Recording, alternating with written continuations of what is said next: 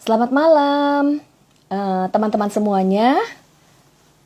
Senang sekali kita bertemu lagi malam hari ini di acara IG Live yang diselenggarakan oleh Virtus Life Indonesia. Selamat malam untuk rekan-rekan yang join.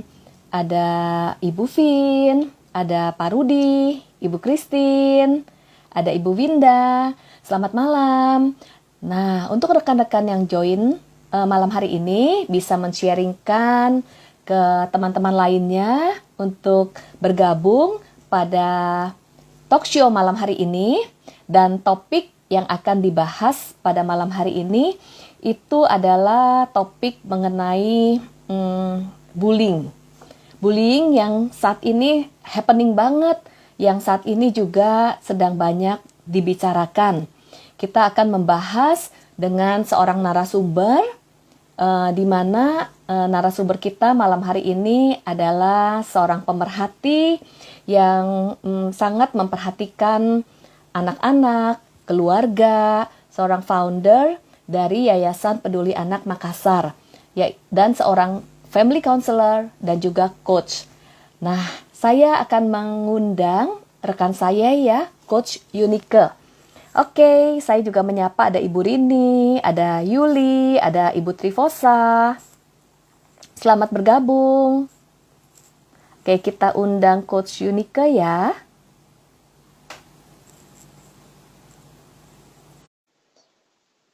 Selamat malam, Bu Susan, Bu Ira, Bu Herlina. Selamat bergabung.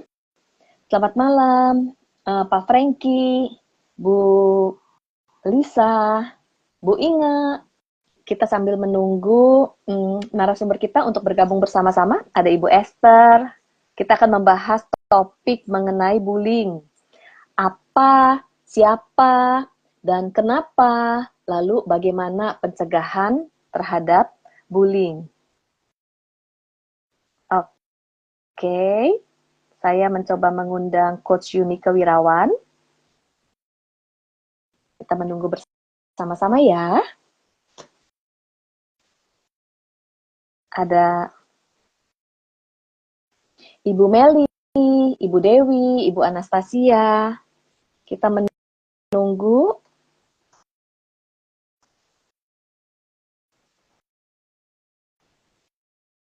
Oke.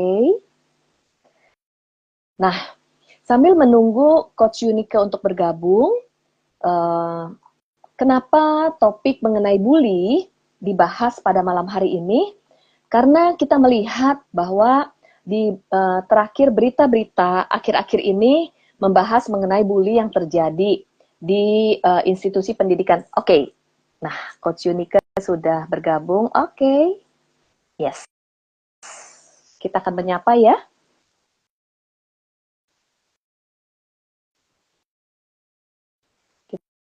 Kita menunggu Coach Yunike.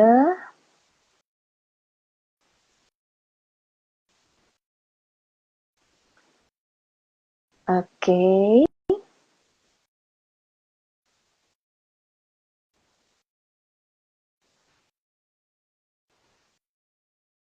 Kita menunggu sebentar ya. Kita menunggu Coach Yunike untuk bergabung bersama-sama dengan kita malam hari ini.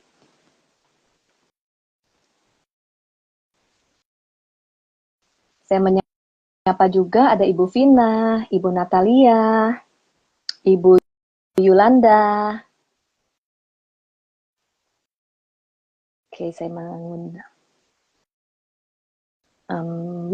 Mungkin Coach Yunike sedang ada kesulitan. Yes, puji Tuhan. Halo, Coach Yunike. Bu.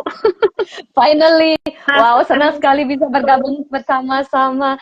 Kehadirannya sudah dinantikan. Thank you loh. Iya. Coach Yunike Tadi sempat Wirawan. gagal buat join Coach Ili. Iya, tadi terlihat sempat unable to join ya, tapi puji Tuhan bisa bergabung bersama-sama. Sekali lagi terima kasih loh untuk kesediaannya malam hari ini bersedia untuk sharing, berbagi. Nah, rekan-rekan yang join pada malam hari ini, narasumber kita adalah salah seorang rekan yang saya juga sangat kagum di masa mudanya menyediakan hidupnya untuk terus belajar, lalu melayani sebagai konselor, sebagai coach, bahkan mendirikan Yayasan Peduli Anak yang berdomisili di Makassar. Pelayanannya melayani anak-anak yang membutuhkan pertolongan, kemudian anak-anak yang cancer survivor ya. Dan tentunya rekan-rekan yang join ingin berkenalan lebih mendalam lagi, silakan Coach Yunike Wirawan untuk boleh sharing mengenai kegiatan, kemudian pelayanan yang dilakukan, supaya rekan-rekan yang join bisa mengenal lebih mendalam lagi.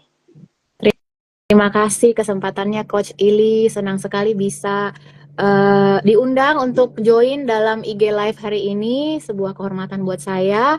Dan saya di Makassar, selama ini fokus pelayanannya itu di Yayasan Sahabat Peduli Anak, dan kami visinya itu inspiring hope and transforming life, mengubahkan kehidupan anak-anak dalam krisis di Kota Makassar dengan menjangkau orang tua, guru-guru, sekolah, dan masyarakat. Selain itu, seperti yang Coach Ili katakan, saya juga senang sekali belajar ya. Dan Coach Ili salah satu panutan saya, mentor saya, senang sekali belajar dan juga senang mengajar. Seperti itu, Coach. Wow, thank you loh buat perkenalannya. Dan jika ingin mengetahui lebih lanjut kegiatan dari Yayasan Peduli Anak Makassar, mungkin bisa diinfo sosial media yang ada nih, Coach Yunike. Iya, betul banget.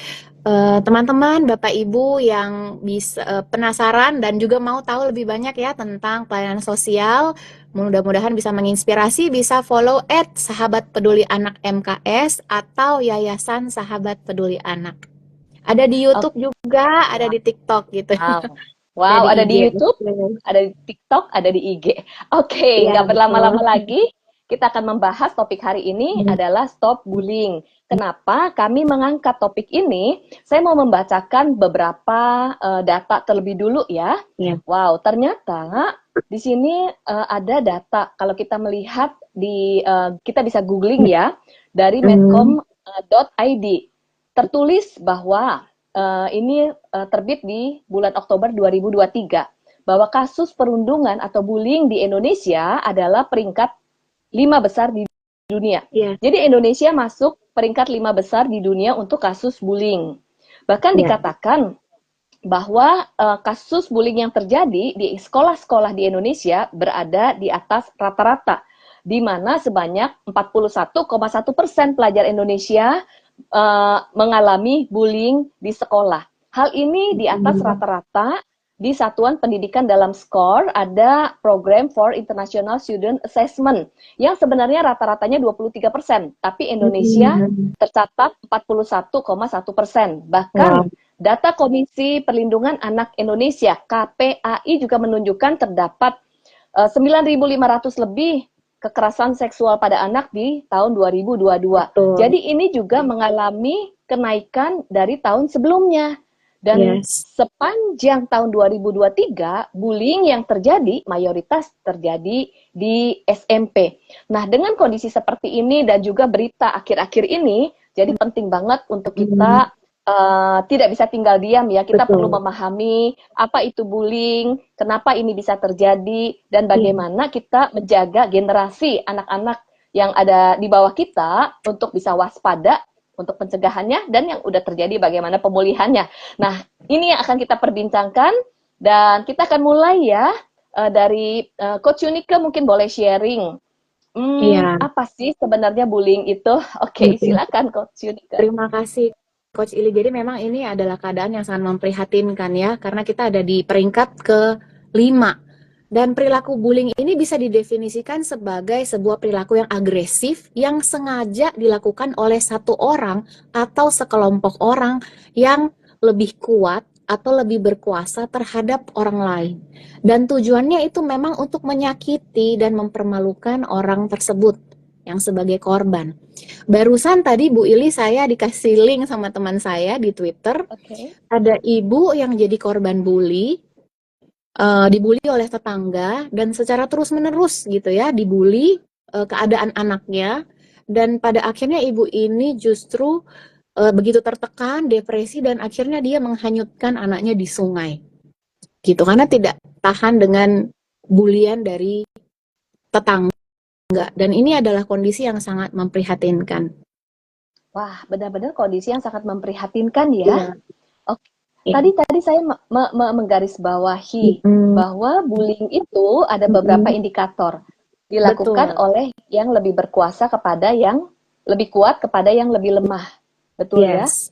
Dan dengan tujuan sengaja menyakitkan gitu Iya, ya. betul, betul, Menyakiti ya. betul, Kemudian betul, betul. dilakukan berulang-ulang. Yes, Jadi bullying itu berbeda dengan konflik biasa ya, Coach betul, Yunika. betul, betul. Beda dengan ketika kita mungkin lagi diskusi, kemudian kita berdebat gitu Hmm, ya, untuk oke. satu topik tertentu. Tapi kalau bullying ini memang ada niat sengaja untuk menyakiti atau mempermalukan orang lain. Dan ada ketimpangan kuasa. Ketimpangan kuasa ini maksudnya seperti ini, Bu. Seseorang yang lebih punya power, apakah itu karena kekayaannya, apakah karena fisiknya, ataupun karena statusnya. Misalnya seorang guru kepada murid, ya, kakak kelas Oke. kepada adik kelas, seperti itu. Oke, Iya. oke. Mm. Itu ada poin-poin yang kita perlu perhatikan ya. Ya. Nah, kalau misalnya kita boleh tahu nih, apakah bullying itu hanya berupa kekerasan atau apa saja sih bentuk tindakan-tindakan bullying yang Hmm. jangan-jangan kita sendiri kita nggak sadar, entah kita mengalami bullying atau anak-anak kita mengalami bullying, yang kita pikir itu biasa Mm-mm. gitu. Mungkin boleh dijelaskan apa saja bentuk-bentuk bullying? Iya, iya, iya. Tadi kita sudah melihat ya ada 3 indikatornya. Jadi ada ketimpangan kuasa, ada kesengajaan, dan juga dilakukan berulang-ulang. Nah, kalau bentuknya ada berbagai macam ya. Ketika bullying itu bisa bentuknya kontak fisik langsung, misalnya dijambak, dipukul, kemudian ada barang-barang yang dirusak seperti itu, mendorong gitu ya, kemudian mencubit, memukul. Nah, itu kontak fisik langsung dan biasanya secara fisik langsung terlihat dampaknya.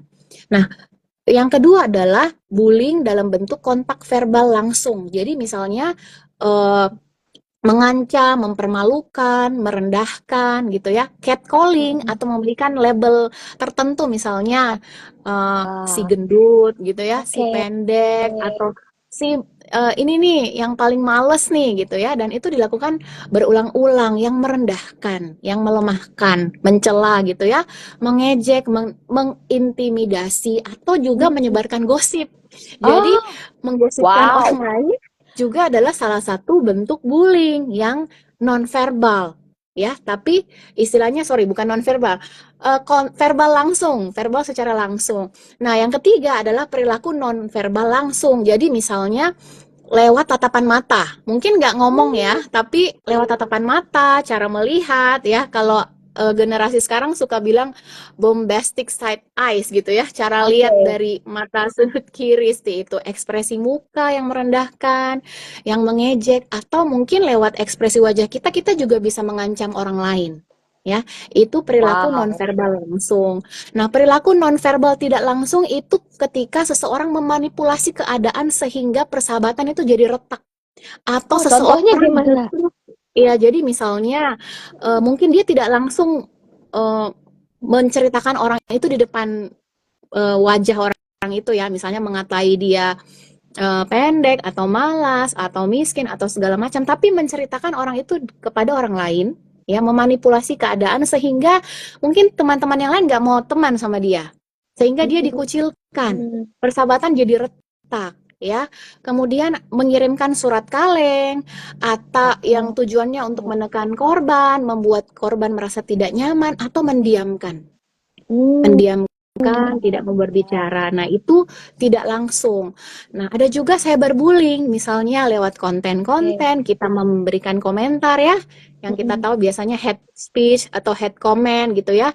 Kita mengomentari fisiknya, kemudian melemahkan orang lain, menyebarkan gosip, atau menyebarkan gambar, video yang tidak pantas tentang orang tersebut, atau mencemarkan nama baik orang lewat sosial media. Nah, ini namanya cyberbullying. Dan Wah. juga pelecehan seksual, Bu Ili. Nah, misalnya eh, memandang area tubuh tertentu ya, melakukan tindakan-tindakan tertentu yang mengandung unsur seksual itu juga bisa masuk dalam kategori bullying. Oke, oke. Wah, di pemikiran biasanya ya pada umumnya bullying itu terkait dengan kekerasan fisik ataupun Betul, meledek ya, melebel. Ternyata bullying itu banyak bentuknya yang seringkali kita tidak sadari ya. Dan kalau betul. tadi kita mendengarkan contoh-contoh dan bentuk-bentuk bullying, kita perlu waspada. Entah kita ternyata korban bullying ataupun dalam konteks keluarga, ketika kita sebagai orang tua, kita juga perlu waspada. Bisa jadi anak-anak kita korban bullying, tapi kita nggak sadar bahwa hal-hal tersebut yang tadi kelihatannya tuh ada bentuk bullying manipulasi, kemudian gosip. Aduh, kalau bahas tentang gosip, nggak cuma anak-anak nih, orang-orang dewasa juga tanpa sadar. Gosip menjadi hal-hal yang kelihatannya umum dilakukan, tapi ternyata ini juga merupakan bentuk bullying ya, Betul. Coach Yunike ya. Oke. Betul. Jadi pada saat belajar atau mendengarkan hari ini, kita perlu self check up juga. Kita adalah korban kah atau jangan-jangan kita pelaku tapi kita nggak sadar. Oke, nah kalau misalnya dari peristiwa bullying nih ya, sebenarnya siapa-siapa saja sih yang terkait di dalam peristiwa bullying ini? Ya mungkin boleh dijelaskan gitu. Yang terlibat ya. Jadi lingkaran bullying ini ternyata bukan hanya di antara korban dan pelaku, Coach Ili. Jadi ya ternyata lingkarannya tuh gede. Yang pertama kita sebut itu biasanya inisiator yang memprakarsai perilaku bully. Kemudian biasanya ada asistennya atau dikatakan pro bully aktif. Iya. Jadi yang ikut turut membantu gitu, yang ikut turut setuju dan sepakat dengan perilaku tersebut. Ya, jadi yang pertama inisiator, yang kedua yang membantu atau dibilang asisten gitu ya. Kemudian pro bully pasif. Jadi sebenarnya setuju dengan perilaku bully, tetapi dia mungkin tidak banyak kata-kata atau gerakan fisik, tetapi ikut menertawakan. Ketika kita ikut tertawa, artinya kita ikut menyetujui perilaku bullying tersebut. Gitu, atau tersenyum gitu ya. Jadi pro bully pasif itu dia setuju dan dia ikut tersenyum atau tertawa gitu. Artinya ikut bully pasif. Yes, pro bully pasif. Itu pun baru dengar tuh istilah itu, pro bully pasif. Oke. Yes. Ya, yang ketiga itu si bodoh amat atau dikatakan penonton atau istilahnya bystander. Jadi karakter di mana sebenarnya siswa atau orang-orang itu yang tidak mau ikut campur. Ya, tidak mau ikut campur. Jadi memang mungkin tidak mendukung juga, tetapi juga tidak ingin terlibat. Jadi mau aman aja deh, jangan ikut campur gitu ya. Ada namanya bystander. Yang ketiga adalah kontrabully atau pembela yang potensial. Jadi sebenarnya tidak suka dengan perilaku bully yang terlihat, tetapi juga takut untuk membela temannya. Tidak berani untuk speak up. Tidak berani juga untuk melaporkan, tapi sebenarnya sangat tidak setuju. Seperti itu. Jadi bisa membela tetapi dia cenderung lebih banyak takutnya. Kemudian yang keempat itu adalah defender. Jadi orang yang berani untuk membela korban bully. Jadi dia berani speak up, berani stand up ya buat teman-temannya, berani melapor. Nah, ini disebut biasanya defender ya. Orang yang pembela yang aktif gitu. Nah, kemudian yang terakhir adalah orang yang dibully atau korban yang dibully itu sendiri ya, korban itu sendiri. Jadi memang banyak aktornya, Coach Ili, bukan hanya pelaku dan korban. Oke. Jadi saya juga sambil refleksi nih, kita juga sambil refleksi. Ketika peristiwa bullying itu terjadi, kita ini di area yang mana gitu. Dan sebenarnya harapannya kalau misalnya kita tahu ada peristiwa bullying, alangkah baiknya kita sebagai apa nih? Kita berpihak atau kita di posisi yang mana nih, Coach Yunike?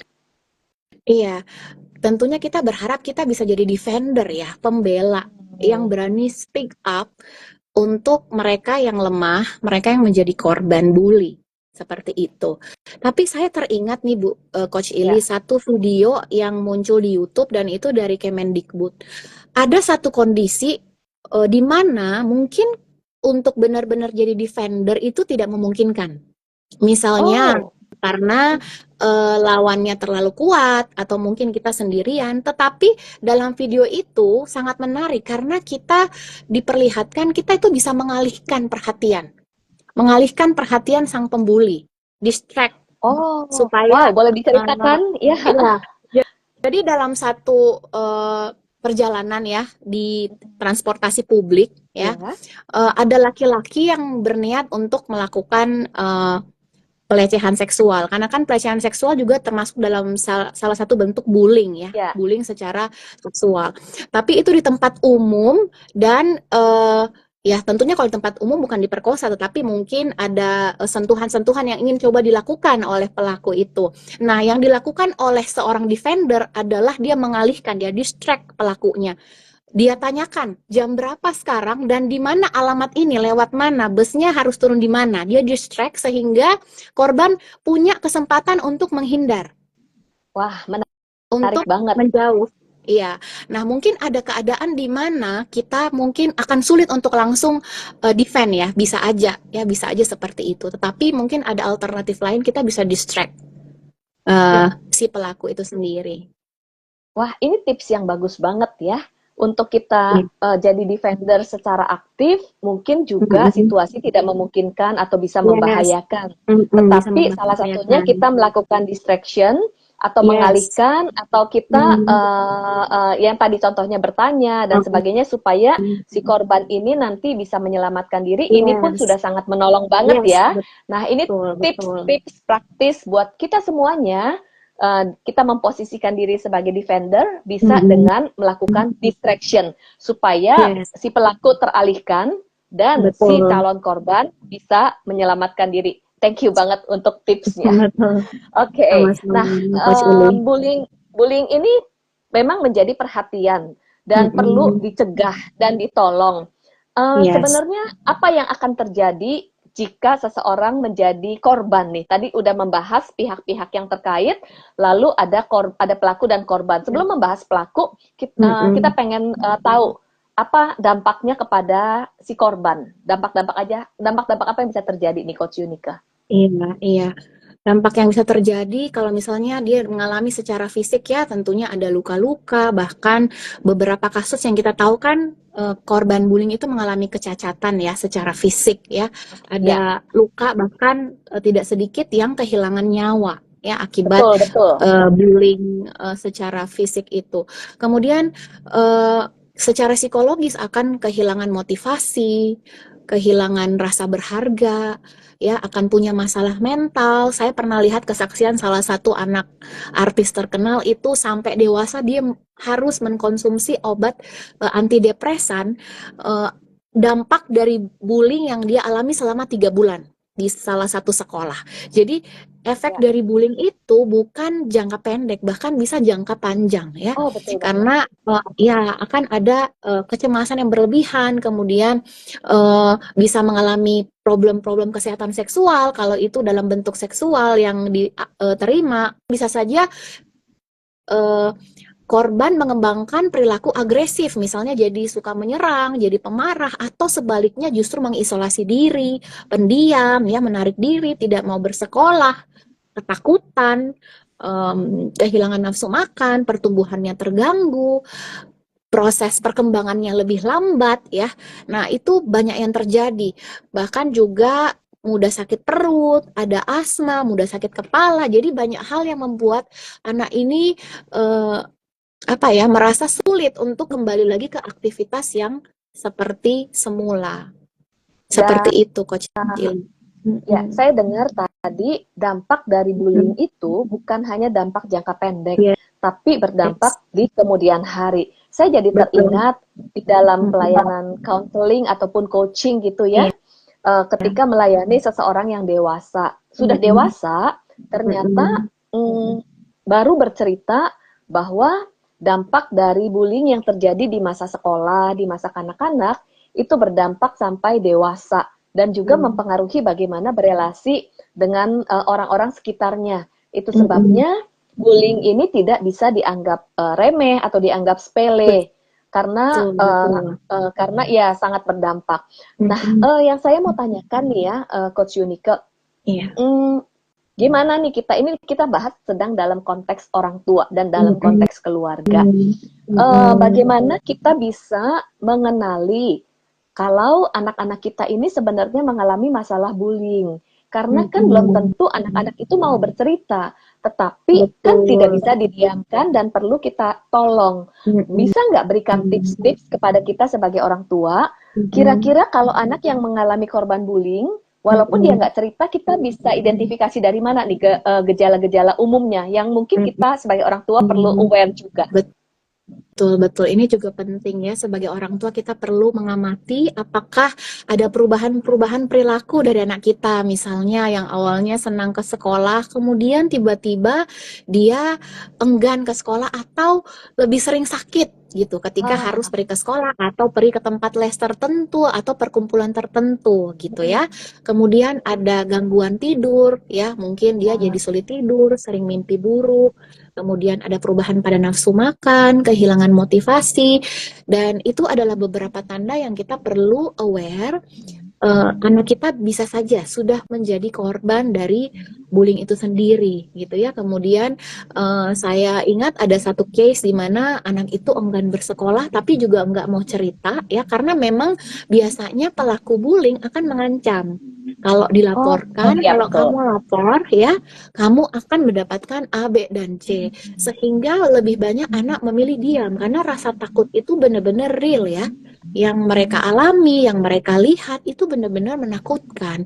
Sehingga untuk speak up itu dibutuhkan benar-benar keberanian dan support dari uh, orang tua dan keluarga, bahwa perasaan mereka, apa yang mereka alami itu penting. Dan orang tua akan mau berdiri buat anaknya. Seperti Oke, itu. oke.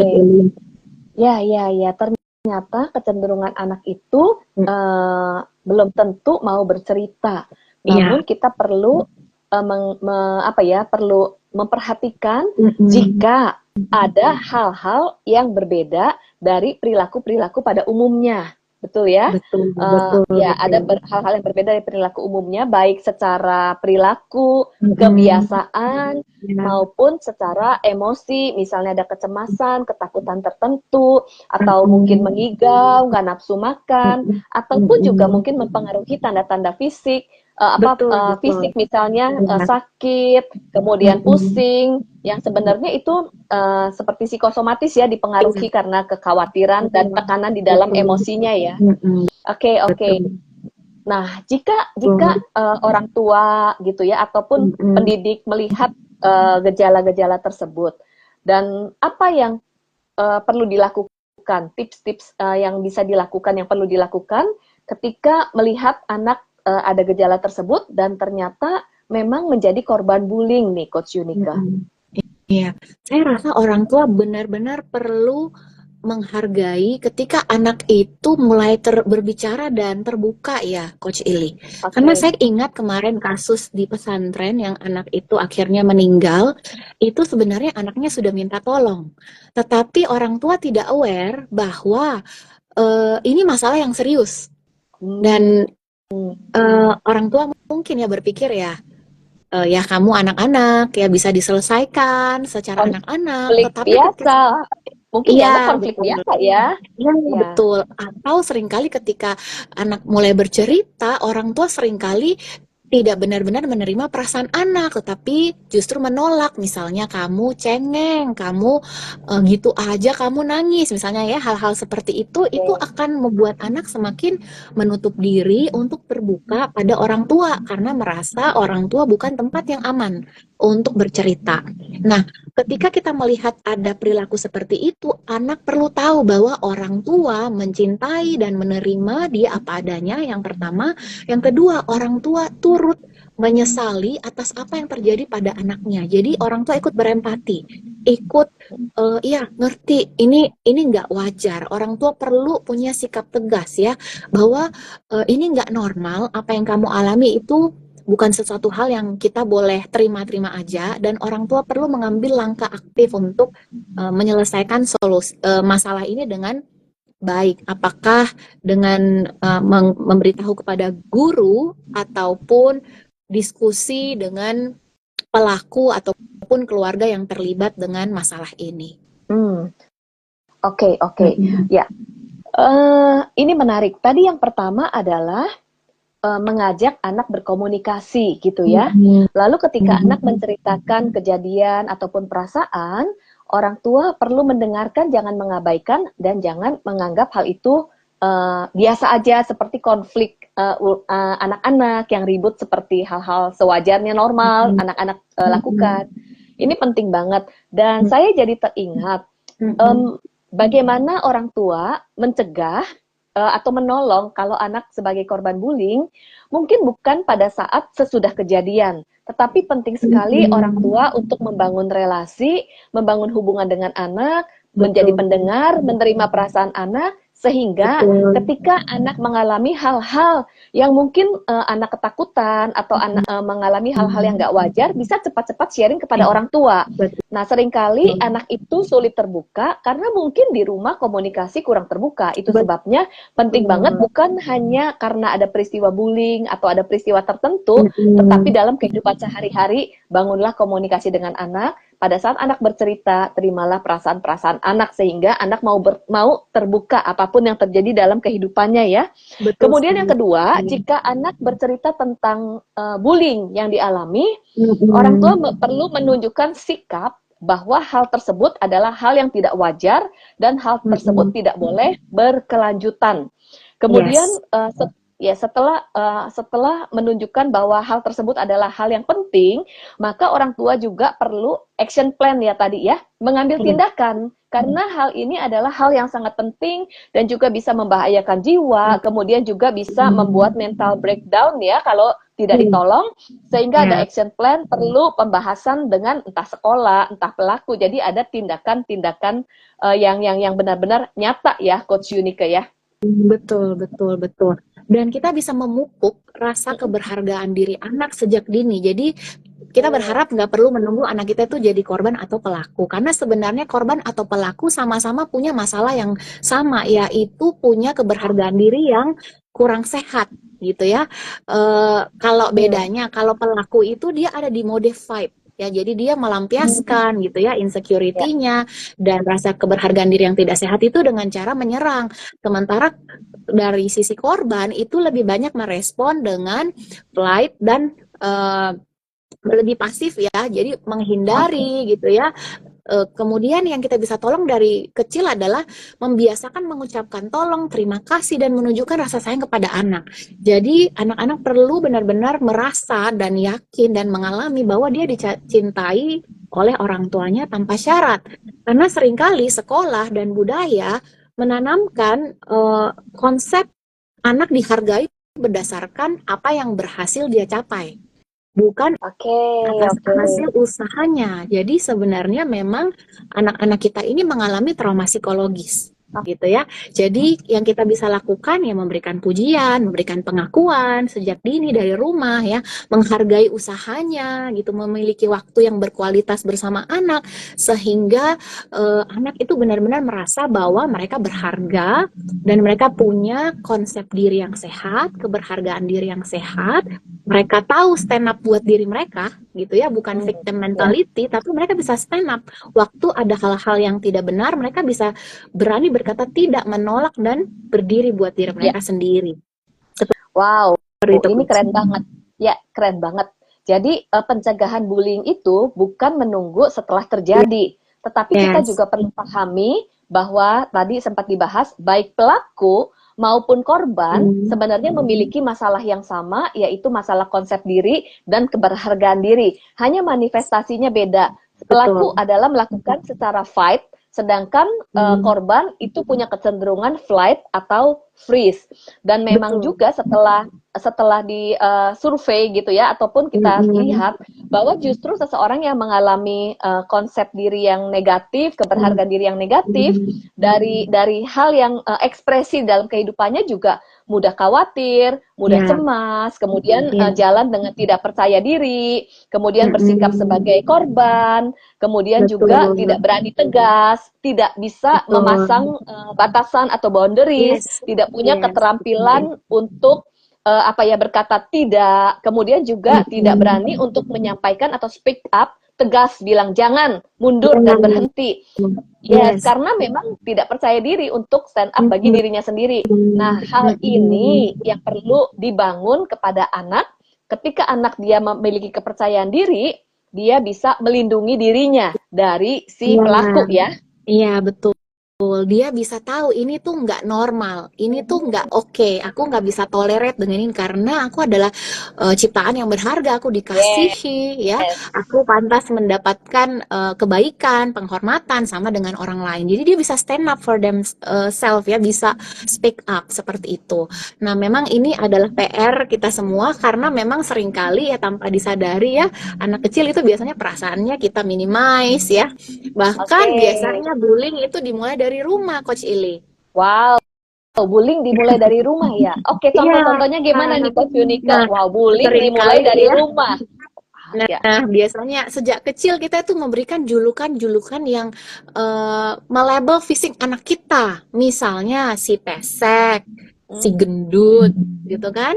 Ini nih si pokoknya kita pakai istilah-istilah yang menurut kita mungkin lucu, tapi itu jadi label dan lama-lama jadi identitas. Kalau di rumah terbiasa dikasih label seperti itu, ketika anak kita keluar, mereka akan menormalkan perilaku-perilaku yang demikian dari teman-temannya. Karena di rumah pun dia sering diberi julukan seperti itu. Nah, yang kedua adalah seringkali kita juga tanpa sadar mencontohkan perilaku bully pada anak-anak kita, ya. Wah, Misalnya seperti apa? dengan tanpa sadar kita senang mengomentari misalnya fisik orang lain. Kok dia pakai baju kayak gitu sih, kayak orang hamil perutnya gede banget misalnya gitu ya. Duh, rambutnya misalnya kayak gitu ya, tanpa sadar kita senang celoteh mengomentari penampilan orang lain dan anak kita kan peniru yang ulung. Ketika dia pergi ke sekolah, dia akan mengomentari fisik teman-temannya dan merasa itu normal. Karena itu percakapan yang seringkali di rumah atau di lingkungannya sering dia lihat seperti itu. Dan yang ketiga, seringkali tanpa disadari orang tua ya melabel ada anak yang lebih baik dan ada anak yang lebih jahat. Misalnya kita membeda-bedakan ya si kakak dan si adik misalnya ya, sehingga anak ini merasa tidak benar-benar diterima dan melampiaskan semua emosi-emosi penolakan di rumah itu dia lampiaskan ke sekolah. Ya, karena misalnya di rumah selalu dianggap nakal, dianggap nggak bisa nurut, melawan, seperti itu dia di label jahat gitu ya, di label bandel, tidak baik, dan kemudian dia melampiaskan di luar. Atau sebaliknya nih ya, dia melihat kakaknya atau adiknya yang selalu didahulukan, dibela ya, ada sikap membanding-bandingkan dan itu dilampiaskan di luar rumah pada akhirnya. Seperti itu, Coach Ili mungkin bisa menambahkan. Wow, ternyata baik korban ataupun pelaku bullying itu sangat terkait banget dengan pola asuh dari orang tua di rumah ya. Ya. Ya, kalau misalnya saya jadi teringat pelaku, saya pernah mendengar sebuah istilah bahwa pelaku bullying itu sebenarnya karena dia juga sebenarnya korban bullying. Jadi dia adalah pribadi yang terluka, kemudian tanpa sadar di dalam relasinya dia memproyeksikan lukanya itu dengan melukai orang lain, dan salah satunya adalah melakukan bullying kepada orang lain. Iya. Itu ya Coach Yunika ya. Betul. Oke. Betul Jadi sekali. penting banget ya bagaimana kita sebagai orang tua kita berelasi dengan anak-anak kita dan juga bagaimana pola asuh kepada anak-anak kita. Oke. Nah, saya mau tanya nih, Coach, kalau seandainya sang anak sudah mengalami perilaku anak sebagai korban lah, sudah mengalami kejadian sebagai korban bullying, apa yang perlu dilakukan untuk pemulihannya? Mungkin ada tips dari Coach Yunika ya. Ya, tentunya perlu didampingi ya, anak perlu merasa bahwa orang tuanya hadir untuk dia no matter what ya, tidak peduli apapun yang terjadi, karena kemungkinan anak akan ada rasa takut ya. Mama nih kalau udah tahu takutnya aku semakin dikucilkan misalnya. Jadi kita memang perlu mensupport. Dan kalau memang ini sudah mengganggu kualitas hidup anak, tidurnya terganggu, pola makan terganggu, dan ini kita perlu aware kita membutuhkan bantuan dari profesional, apakah itu psikolog, ataukah itu konselor, ataukah itu butuh bantuan dari psikiater, apapun yang kita perlu lakukan untuk menolong anak supaya bisa pulih. Kemudian yang paling penting adalah penerimaan tanpa syarat yang perlu dipupuk dari orang tua, ya. Kita membangun kembali hal-hal yang positif bersama dengan anak. Kemudian apabila lingkungannya itu sulit diubah, gitu ya, karena kan kadang-kadang dalam case tertentu lingkungan itu terlalu sulit untuk kita ubah ya, apalagi Ya. yang jadi aktor kan bukan cuman inisiatornya ya, bukan cuman pelaku, tapi ada bystander yang tadi ya, Yes, ada bahkan betul banget. asistennya, dan bukan satu orang, kadang-kadang itu udah sekelompok gitu ya, bisa satu kelas gitu ya, satu angkatan gitu, bisa aja. Ya. Nah, kalau kita melihat keadaan tidak bisa diubah, terlalu sulit, lebih baik anaknya yang diamankan. Apakah itu mengubah lingkungannya seperti itu, yang lebih suportif, yang lebih mendukung, yang lebih sehat buat mental anak kita sendiri, seperti itu, Coach Ili. Oke. Penting banget ya. Jadi selain hadir, kemudian jika dibutuhkan counseling, jangan ragu-ragu. Karena saya saya juga pernah mendengar bahwa kalau misalnya seseorang anak mengalami trauma atau mengalami pelecehan atau mengalami abuse ataupun bullying atau istilahnya mengalami luka pada emosi gitu ya, semakin cepat ditangani maka dia semakin cepat untuk pulih, betul ya? Tetapi betul. jika tidak cepat-cepat ditangani, dibiarkan, diabaikan, dan berpikir nanti bisa sembuh sendiri, bisa pulih sendiri dengan berjalannya waktu, nanti toh juga bisa lupa, dan ternyata hal tersebut kalau diabaikan tidak menolong, bahkan kalau seandainya hal itu diabaikan, tidak diproses, kemudian hal itu bisa berdampak selama bertahun-tahun ya, Coach Yunika. Mungkin boleh dijelaskan tentang hal ini. Betapa pentingnya untuk segera ditangani, mungkin dilayani secara profesional oleh konselor, psikiater. Mungkin boleh dijelaskan, Coach Yunika. Betapa pentingnya ini. Karena dampaknya ini bukan serta-merta seperti kita menjentikan tangan gitu ya, setelah pelaku minta maaf, terus kemudian efeknya tuh hilang seperti itu. Tetapi tadi salah satu indikator bullying adalah perilaku yang berulang-ulang. Kita nggak tahu nih sudah berapa lama anak kita tuh mengalami bullying dan dampaknya, damage-nya sedalam apa ya. Karena itu memang sangat membutuhkan bantuan profesional supaya kualitas hidup anak kita bisa kembali seperti sedia kala, bahkan lebih baik. Anak kita perlu bantu untuk menemukan potensinya, kelebihannya, keistimewaannya, supaya dia bisa bounce back, dia bisa stand up buat dirinya sendiri, dia bisa menemukan keberhargaan dirinya yang sehat.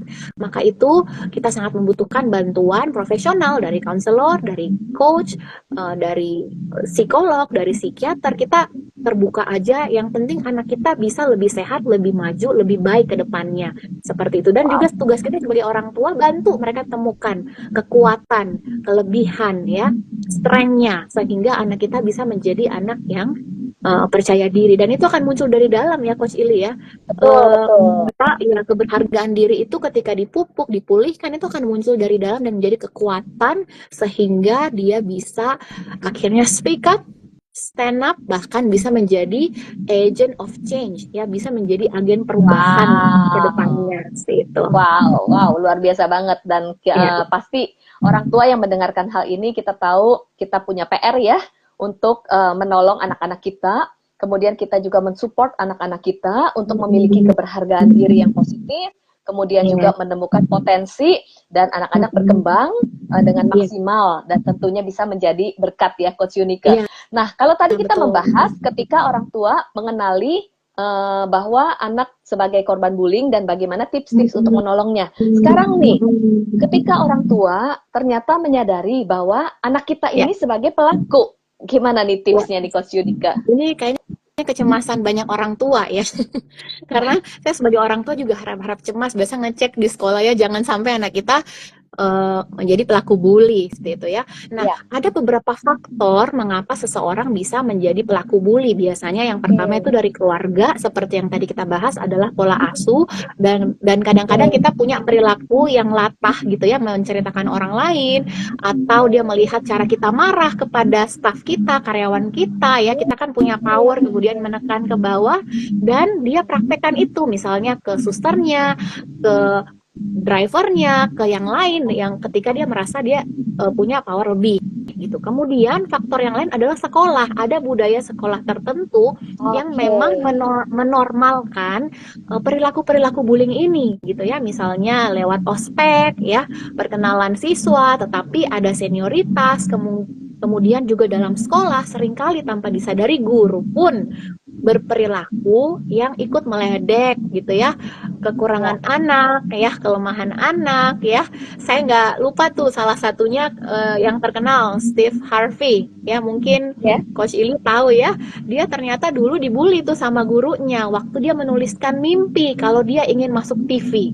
Dan ternyata Steve Harvey dulu itu ada gagap gitu loh, jadi justru dipanggil maju dan dipermalukan satu kelas oleh gurunya sendiri gitu ya. Gimana bisa masuk TV, ngomong aja nggak bisa. Jadi kadang-kadang dalam lingkungan sekolah, sekalipun kita berpikir itu hanya bercanda gitu ya, tetapi itu juga sudah termasuk perilaku bullying. Jadi kita perlu berhenti menormalkan perilaku bullying kepada murid, mahasiswa, ataupun kepada sesama rekan kerja di sekolah. Kemudian lingkungan, apakah itu lingkungan tempat lesnya, tempat gerejanya, tempat ibadahnya, atau lingkungan rumahnya. Dan kemudian juga kelompok, Coach Ili. Saya mendengar dari salah satu rekan saya, dia menceritakan masa kecilnya, dia katakan saya itu ikut-ikutan aja supaya diterima oleh kelompok tertentu. Jadi supaya kita diterima dalam lingkungan itu, kita perlu ikut-ikut membenci seseorang, ikut-ikut membuli seseorang gitu. Kemudian akan muncul rasa puas, rasa lebih power gitu ya, terhadap orang yang lain seperti itu. Jadi penerimaan ternyata yang dibutuhkan, nggak semua serta merta karena meniru ya dari rumah atau dari orang tua, tetapi ada juga karena kebutuhan kelompok. Nah, yang terakhir Coach Ili adalah tayangan TV, tayangan media sosial, bahkan game yang banyak sekali menormalkan perilaku-perilaku kekerasan. Saya ingat dulu ada salah satu game ya, yang itu tujuan kita tuh menyiksa gambar yang ada di layar itu. Dan anak-anak sambil main game itu merasa puas dan lucu. Padahal sebenarnya itu sedang perilaku abuse, perilaku penyalahgunaan kekuasaan, sedang menyiksa gitu ya, sedang melakukan kekerasan. Nah, itu tadi beberapa faktor yang tanpa kita sadari ya bisa menciptakan pembuli ya. Selain sikap orang tua yang tidak mengakui anak, ya mengabaikan ya secara emosional dan juga secara fisik ya, atau tanpa sadar kita suka mengancam gitu ya, mengancam. Nah, perilaku kita di rumah atau dari pola asuh kita itu sangat mudah anak-anak tiru. Dan di luar pun dia melakukan hal yang sama. Kurang lebih seperti itu Coach Ili yang saya lihat ya tentang faktor-faktor dari pembuli. Faktor-faktor yang menyebab faktor-faktor yang mendorong sehingga menjadi pelaku gitu ya. Betul, jadi dari konsep diri, kemudian juga bagaimana role model dari orang tua yang tanpa disadari sebenarnya ya. Kemudian juga dari lingkungan. Jadi kalau dari konsep diri, penting sekali untuk orang tua membangun harga diri anak, konsep diri anak yang positif. Kemudian kalau dari role model orang tua, penting banget orang tua menjadi teladan ya dari perkataan, perilaku kita. Kemudian juga dari lingkungan, inilah penting banget orang tua untuk melihat apakah lingkungan di mana anak-anak kita sekolah, beraktivitas, les adalah lingkungan yang positif gitu. Karena tanpa sadar anak-anak bisa mencontoh ataupun anak-anak membutuhkan penerimaan sehingga ikut-ikutan. Ya, dan di sini juga penting sekali untuk terus menanamkan nilai ya. Menanamkan nilai untuk mengasihi, untuk juga memahami prinsip-prinsip, untuk menghargai orang lain, tidak boleh menyakiti, untuk juga berani stand up jika ada hal-hal yang tidak sesuai dengan nilai-nilai yang ditanam oleh keluarga gitu. Kemudian berikutnya tadi perhatikan juga ya tontonan-tontonan anak, dan ini penting banget tontonan, entah game gitu. Ya. Nah, yang terakhir nih Coach Yunika, saya mau bertanya, jika anak itu adalah menjadi pelaku gitu, apakah perlu ada konsekuensi kah, atau perlukah ada peringatan dari orang tua? Mungkin ini pertanyaan yang terakhir nih Coach ya. Iya, jadi kita perlu menyadari sama-sama ini penting bahwa pembuli itu bukan identitas, tapi Oke. perilaku. Artinya kalau perilaku berarti bisa diubah, bukan Yes. bawaan lahir. Jadi kita perlu percaya bahwa anak kita itu bisa berubah, ya. Jangan di label bahwa oke, berarti itu identitasnya, dan seringkali biasanya pembuli setelah viral akhirnya mendapatkan bully se-Indonesia seperti itu ya Coach Ili ya. Jadi kita perlu menyadari betul. ya, pembulian ini adalah perilaku yang artinya bisa diubah dan bisa diajarkan hal yang baik. Nah, dalam mendidik kita juga perlu menyadari anak itu butuh cinta, dia betul-betul perlu mengalami bahwa dia dicintai sekalipun dia udah melakukan kesalahan dengan melakukan pembulian. Jadi ada cinta yang besar dari orang tua. I love you no matter what, ya. Kamu tetap anakku, dan kita perbaiki lagi, ya. Perbaiki artinya ada ketegasan. Jadi love and fun, ada cinta tapi juga ada ketegasan yang perlu ditanamkan oleh orang tua. Jadi ada konsekuensi. Orang tua jangan sampai hanya menerima anak apa adanya kemudian membela, membabi buta gitu ya. Sehingga anak dimanjakan kemudian merasa itu normal, nggak apa-apa karena saya bisa seenaknya gitu tanpa disadari ya, karena akan ada orang tua yang selalu mencintaiku, tapi nggak kayak gitu. Harus seimbang cinta dan disiplin, cinta dan aturan, cinta dan ketegasan gitu ya. Harus seimbang. Saya ingat, saya lupa Coach Ili dari buku siapa, ada 3 tahta suci dari parenting. Yang pertama cinta tanpa syarat. Jadi ketika anak kita adalah pelaku bully, kita perlu membuat anak kita menyadari bahwa sekalipun dia sudah melakukan kesalahan, kita tetap orang tuanya dan kita akan mendampingi anak itu no matter what.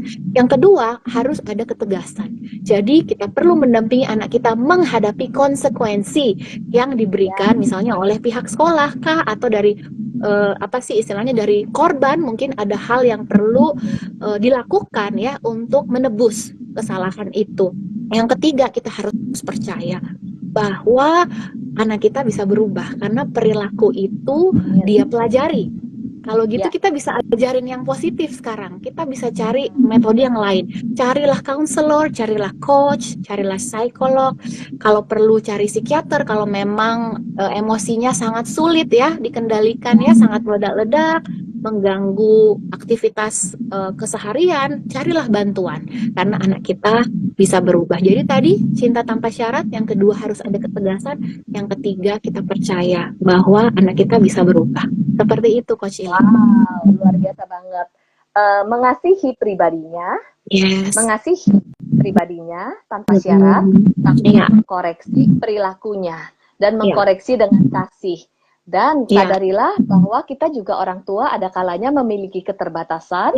Karena kita sadar kita terbatas, kita juga bisa bekerja sama dengan pihak-pihak yang terkait, dengan konselor, dengan komunitas-komunitas yang mensupport anak, untuk anak juga bisa berproses dan mengalami perubahan. Wow, dan tentunya kita percaya kita sebagai orang tua, anak-anak kita adalah anugerah, dan yang sebenarnya sangat peduli dengan kehidupan anak-anak kita. Lebih dari kita adalah Tuhan yang bisa berintervensi dalam kehidupan anak-anak kita, dan kita sebagai orang tua kita juga mengandalkan Tuhan dalam mendidik anak-anak kita. Coach Yunika, ada satu pertanyaan nih. Satu pertanyaan ini menarik tadinya. Tadinya kita mau akhiri, tapi ada satu pertanyaan bagus banget, menanyakan bahwa bagaimana jika kita yang sudah dewasa kemudian tanpa disadari kita menjadi pelaku bullying. Kalau kita sudah dewasa, gimana nih untuk kita bisa pulih dan berubah nih? Ini pertanyaan terakhir kali ya, gitu ya. Ini pertanyaan terakhir. Oke, Thank you Coach Uli. Jadi awareness itu udah bagus banget sih. Itu langkah pertama kan, kita udah aware. Waduh, berarti selama ini kita ada di tim bully, not buddy ya, bukan jadi teman tapi jadi pembuli. Yang kedua, kita perlu menyadari bahwa kata-kata kita itu punya power untuk memberikan kehidupan atau justru mematikan. Oleh karena itu kita mulailah menerima diri dulu. Kita menyadari kita tuh punya kelebihan, punya potensi, punya keistimewaan, dalam diri kita. Dan kemudian dengan kita menyadari ya kita ini adalah ciptaan Tuhan yang berharga, yang istimewa, yang punya potensi, kita pun akan lebih mampu untuk melihat kelebihan dan kekuatan orang lain. Karena kita nih cenderung ya lebih mudah melihat apa yang kurang, apa yang salah, apa yang lemah, dan itu kita jadikan bahan guyon. Nah, banyak yang ikut-ikutan tertawa karena nggak berdaya, padahal dalam hati menangis, dan itu lama-kelamaan jadi label. Misalnya jadi nggak berani ngomong, jadi nggak percaya diri gitu ya. Nah, kita memang perlu aware bahwa kata-kata kita itu bisa menyakitkan orang lain, seperti itu Coach Ili. Dan satu lagi Coach Ili, saya rasa ini penting. Kita perlu sebagai orang tua dan juga pendidik adalah mengajarkan anak keterampilan menyelesaikan konflik tanpa harus dengan menggunakan kekerasan gitu. Wow, betul juga ya. Jadi skill konflik management yang baik. Kalau memang ada hal yang kita kurang setuju, tapi gimana caranya yang tanpa harus merendahkan karakter orang, martabat orang lain, tapi bisa mencari solusi untuk hal-hal yang memang mungkin mengganggu gitu ya pandangan kita. Karena sebenarnya pembuli itu punya strength loh, Coach Ili. Mereka adalah orang-orang cermat, orang-orang cermat memperhatikan gitu. Nah, cermatnya ini hanya perlu dialihkan ke hal yang lebih positif karena dia cermat melihat apa yang kurang. Bagaimana kalau tidak kita bantu dia untuk menggunakan kecermatannya ini membantu memeriksa tugas teman-temannya ya, membantu untuk hal-hal yang lebih positif karena itu juga strength gitu ya. Dia bisa melihat apa yang kurang gitu. Tapi kita arahkan ke hal yang baik. Betul. Ada strength, memiliki strength kita arahkan kepada hal yang positif. Dan saya juga teringat bahwa pelaku itu juga sebenarnya memiliki energi atau tenaga yang perlu disalurkan. Lalu kita adalah solusi untuk menyalurkan tenaga dan energi lebih positif lagi ya. Betul, setuju Coach Ili. Oke. Wow, nggak kerasa nih. Kita nih sudah 1 jam nih Coach Yunike. Terima kasih banget untuk sharingnya. Dan saya percaya banget audiens yang hadir, rekan-rekan yang mendengarkan pasti sangat diberkati dari tips-tips yang di-sharingkan oleh Coach Yunike. Dan ada topik-topik yang menarik tadi, manajemen konflik tanpa kekerasan, dan juga topik yang menarik kalau misalnya seorang dewasa ternyata kita menyadari kita pelaku, gimana nih kelanjutannya? Tentunya ini adalah pembahasan yang lebih menarik lagi, dan saya berharap dan tentunya para audiens juga berharap di lain kesempatan Coach Yunike juga bisa berbagi tips-tips lagi untuk kita sama-sama terus bertumbuh. Terima kasih ya, dan mungkin Coach Yunike boleh men-sharingkan mengenai sekali lagi tadi sudah sharingkan di awal. Nah, boleh sharingkan kepada rekan-rekan yang baru mungkin bergabung di bagian akhir, kegiatan-kegiatan apa saja, lalu event-event apa saja yang bisa diikuti, lalu sosial media atau website atau YouTube. Oke, mungkin bisa mengajak para audiens untuk terus belajar juga. Silakan Coach Yunike. Terima kasih banget Coach Ili. Jadi saya ingin mengundang para audiens untuk juga mendukung Yayasan Sahabat Peduli Anak. Jadi selama 8 tahun terakhir kami tuh fokus untuk raising awareness tentang kejahatan seksual yang marak terjadi dalam dunia anak. Dan karena itu kami berkeliling ke sekolah-sekolah, bahkan juga ke gereja untuk meningkatkan kesadaran ini. Dan nanti pada tanggal 5 Mei ya tahun 2024 kami akan mengadakan sebuah edutainment, jadi edukasi yang dibalut dengan entertainment yang sangat menarik. Ada UV Blacklight Puppet dan banyak kegiatan-kegiatan kreatif lainnya dengan mengusung tema bullying. Jadi judulnya Amazing Me. Jadi kita ini konsepnya adalah bagaimana setiap peserta dan audiens itu menyadari keberhargaan dirinya, menyadari bahwa setiap kita punya potensi, dan itulah yang akan menggerakkan kita menciptakan lingkungan yang aman untuk siapa saja.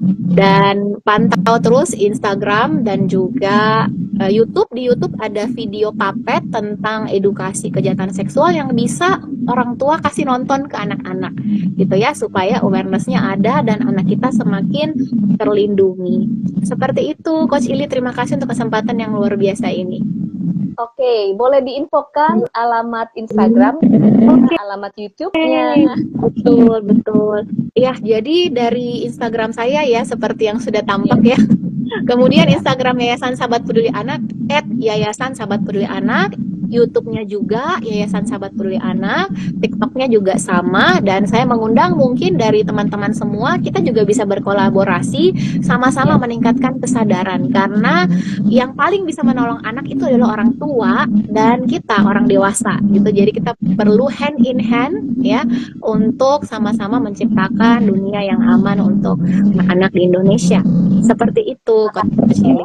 Pelayanannya, dan juga saya menginfokan Coach Yunika adalah seorang counselor, family counselor, counselor juga untuk anak-anak, dan juga seorang coach, dan juga seorang narasumber dan pembicara yang juga bisa men-sharingkan tips-tips yang bisa sangat memberkati. Dan terima kasih loh untuk pelayanan hari ini, pasti kita Thank semua you, diberkati. Yes.